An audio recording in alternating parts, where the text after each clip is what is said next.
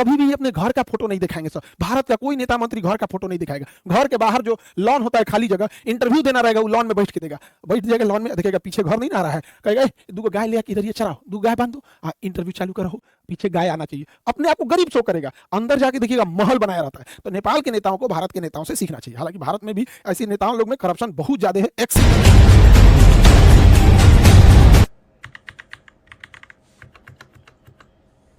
अब होगा क्यों नहीं? नेपाल की पब्लिक की हालत ऐसे है, नेपाल की पब्लिक इस तरह से। आप इनको देखिए, भारत के नेताओं से सीखना चाहिए नेपाल के नेताओं को। भारत के नेताओं का दो चाल समझिए, इनके बच्चे कहां पढ़ रहे हैं ये बताते ही नहीं है, और ये अपने बच्चे को कहते हैं कि बबुआ ते मर्सिडीज में घूम, ते ऑडी में घूम, बीएमडब्ल्यू में घूम, लेकिन फोटो मत खींचो। हो फोटो नहीं खिंचाना है, फेसबुक पे नहीं डालना है, गरीब बन के रहना है। एक दिल्ली में एक नेता से हमसे मिले थे, उनके लड़का, तो कहा सर एक फोटो हो जाए। हाँ हाँ, तो ऐसे कहा कि रुकिए सर शर्टवा मोड़ लेते हैं, रोलेक्स की घड़ी है, दिख जाएगा तो पब्लिक क्या कहेगी। ये भारत के नेताओं का है। और दूसरा, इनके बाल बच्चे तो ऐसे है, ट्रेनिंग दिया गया है, और ये सोच रहे कुर्ता पहन लेते हैं सब। अब कुर्ता में बुझेबे नहीं करता है, कुर्ता 1 लाख का है कि 5,000 का है, कुर्ता तो नॉर्मल दिखता है। तो इनका कुर्ता स्ट्रेटजी है। दूसरा, आप देखिएगा कभी भी अपने घर का फोटो नहीं दिखाएंगे सर। भारत का कोई नेता मंत्री घर का फोटो नहीं दिखाएगा।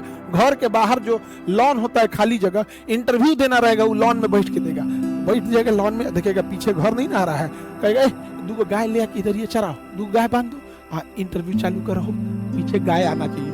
अपने आप को गरीब शो करेगा, अंदर जाके देखिएगा महल बनाया रहता है। तो नेपाल के नेताओं को भारत के नेताओं से सीखना चाहिए। हालांकि भारत में भी ऐसे नेताओं लोग में करप्शन बहुत ज्यादा है, एक्सेसिव करप्शन है। तो नेपाल के एक नेताओं के बाल बच्चे, इन्हें नेपो किड्स या नेपो बेबी बोला जाता था इन सबको, बकलोलवान सब, ये सब नाच दिया। तो ये नेताओं के लोगों की लग्जरी लाइफ थी, और ये नेपाल के गरीब लोगों की थी।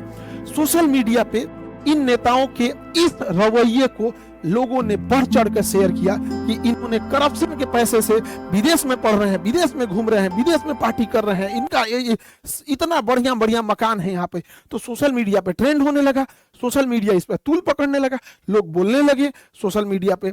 अब नेपाली सरकार ने सोशल मीडिया वालों से कहा कि आप इस पे ग्रीवांस ऑफिसर नियुक्त करो। उन्होंने नहीं नियुक्त किया तो 1 हफ्ता का वार्निंग दिया, और नहीं पूरा किए तो इस सब ने बैन कर दिया। जब बैन किया सोशल मीडिया को, तो जब सोशल मीडिया बैन हो गई, टिकटॉक को छोड़ के सबको बैन कर दिया, क्योंकि टिकटॉक ने अपना ग्रीवांस अधिकारी नियुक्त कर दिया था। लेकिन इन लोगों को लगा कि टिकटॉक चाइना का है, उसको बैन नहीं किया, टिकटॉक पे बैन नहीं किया, बस उसी पे लोगों ने डेट डिसाइड किया कि इस दिन चलना है नेपाल पे, हथावा बोलना है, और पूरा भीड़ लगा दिया। इन लोगों का कहना था करप्शन को बैन करो, सोशल मीडिया को नहीं। Ban corruption, not social media. क्योंकि सोशल मीडिया को बैन क्यों करेंगे? क्योंकि ये यंग जनरेशन है, स्टूडेंट है, स्टूडेंट्स बेचारे प्रोटेस्ट करने आए थे, एक बड़ी संख्या में स्टूडेंट प्रोटेस्ट करने आए थे।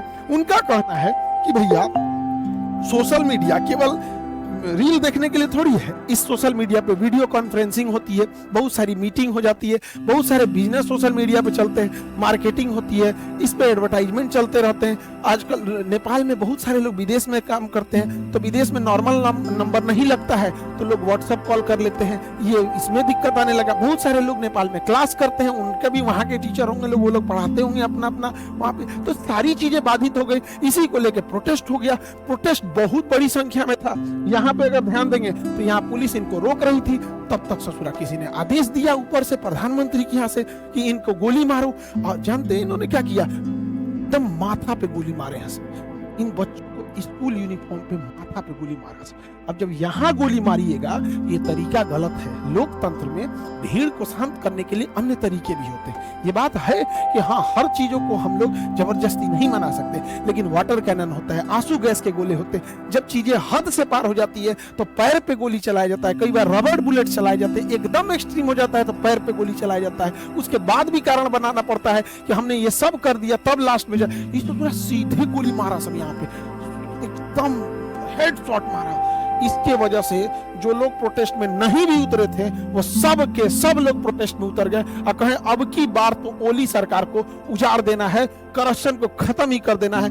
लोगों ने ऑफिसेस तोड़ दिए, सब जगह तहस नहस कर दिया, संसद भवन को आग लगा दिया, कहा कि चट्टा यहीं से बैठ के करप्शन करता है सब, और यहाँ से नेताओं को इसे लदा लदा भागना पड़ा है। और समय रहते ये लोग ईमानदारी से काम किए रहते तो आज ये नौबत नहीं आई रहती। नेपाल से ये लोग भाग गए हैं, किसी को डुबा के मारा, लसरा के मारा, मूड़ी फोड़ दिया, कपार फोड़ दिया, को जिंदा जला दिया। ये सब पूरी तरह से नेपाल को तबाह तबाह कर दिया। नेपाल में एक हामी नेपाल करके एनजीओ था जो भूकंप के समय मदद कर रहा था। सूडान गुरुम इसको नेतृत्व कर रहे थे, और इधर एक काठमांडू का मेयर बालेन शाह, ये लोग इसको एक तरह से लीड कर रहे थे। हालांकि भीड़ इतनी ज्यादा हो गई और पुलिस की गोली वजह से ये घटना और ज्यादा उग्र हो गई। हालांकि इसे कंट्रोल करने का बहुत हद तक आंदोलन को कंट्रोल कर लिया गया है। सेना कमांड को संभाल चुकी है। सेना ने आदेश दिया जनरल ने कि आप सब लोग अपने अपने जगह पे लौटेंगे, और अभी के तौर पे अंतरिम सरकार सुशीला कार्की को दिया गया है। जिस तरह बांग्लादेश में दिया गया वहां पर यूनुस खान को, उसी तरह दिया गया यहाँ सुशीला कार्की को। ये भारत के बीएचयू यूनिवर्सिटी से पढ़ी थी, वहां पर चीफ जस्टिस रही, पहली महिला मुख्य न्यायाधीश रही। अभी इनके हाथों में अंतरिम सरकार है, बाद में ये लोग इलेक्शन करेंगे। अब ये खुद ही कंफ्यूजन में है कि राजशाही नहीं था कि इलेक्शन कराया जाए। एकदम परेशान है लोग। नेपाल की स्थिति एकदम गड़बड़ है। कुछ चीजें नेपाल में गड़बड़ हुई है जो नेपाल के क्रांतिकारियों को नहीं करना चाहिए था। पहला कि इन्होंने सुप्रीम कोर्ट की बिल्डिंग जला दी, उसमें सारे डॉक्यूमेंट जल गए। कौन नेता करप्ट था ये भी खत्म हो गया। कोई ठीक नहीं, ससुरा नेता जलवा दिया होगा सब कि बाकी में नया सरकार आएगी तो हमारा फाइल निकलवाएगी, जल गया यहाँ पे। दूसरा गलती क्या कि इन्होंने जेल तोड़ के 13,000 से ज्यादा कैदियों को रिहा कर दिया। अब जो कैदी रिहा हुए हैं सब, भारत में आने का तो वीजा नहीं मिलता है, वो सोच रहा भारत में घुस जाएगा सब। अगर भारत में नहीं भी घुसा सब तो कैदी था सब, उसको नहीं छोड़ाना चाहिए। हाँ, राजनीतिक कैदी रहते तो समझ में आता, क्रिमिनल्स को काहे छोड़ा दिए यहाँ पे। पुलिस ने मास सरेंडर किया, लोग पुलिस को मारे। पुलिस तो खैर करप्शन कर, गोली चलाएंगे लोग तो पब्लिक छोड़ देगी, माथा पे गोली चलाएंगे पुलिस। उसके बाद कहेंगे भाई आदेश आ रहा है तो आप हवाई फायरिंग कीजिए, आंसू गैस मारिए, मारेंगे गोली तो पिटाएंगे कहीं नहीं, पिटा गए यहाँ पे। लेकिन इससे भारत को क्या हुआ, भारत को एक लॉस लगा। अनस्टेबल नेपाल कभी भी